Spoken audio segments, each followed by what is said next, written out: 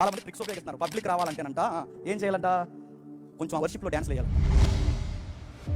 Walking ఎవరి దగ్గరకు వస్తే అక్కడ రాస్తున్నాడు చూడండి, అరణ్యములో ఉన్న కుర్రోడు 30 ఏళ్ళ కుర్రోడు, ఆ కుర్రోడు దగ్గరకు వచ్చింది వాక్యం.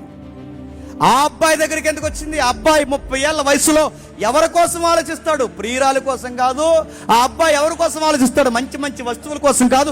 ఆ అబ్బాయి గుండెల్లో ఆ కళ్ళు చూస్తుంటే అది టైగర్ ఐస్ లా ఉన్నాయి. ఆ అబ్బాయి కళ్ళు చూస్తుంటే ఆ పులి లాంటి కళ్ళు వైపు చూస్తుంటే ఆ కళ్ళుని కిటికీగా మార్చుకుని ఆ గుండెలు ఎవరి కోసం కొట్టుకుంటే లాప్టాప్ అని కొడితే ఆ గుండె యెహోవా యెహోవా అని కొట్టుకుంటారు.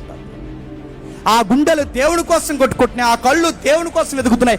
చెడిపోయిన సమాజానికి దేవుడు నన్ను ప్రతీకగా నిలబెట్టాడన్న తన జీవిత పరమార్థం అర్థమైంది. అందుకే యోహాను యొద్దకు దేవుని వాక్యం వచ్చింది. ఇప్పుడు చెప్పండి, యోహాను యొద్దకు దేవుని వాక్యం వస్తే యోహాను దగ్గరికి ఎవరు వచ్చారు?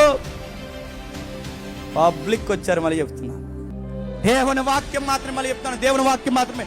రొమ్ము విరిసి మళ్ళీ చెప్తున్నాను, ఎవరు ఏమనుకున్నా ప్రజలను మార్చాలంటే వాక్యము మాత్రమే. ఆ వాక్యం చెప్పుకున్నా నువ్వు ఎన్ని వర్షిప్పులు చేసినా మారు. ఆ వాక్యం చెప్పుకున్నా నువ్వు 1.5 వర్షిప్ చేసినా మారు.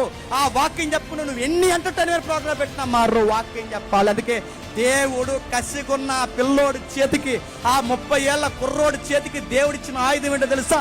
2 అంచులు గల ఖడ్గం. ఆ ఖడ్గం పేరు దేవుని వాక్యం.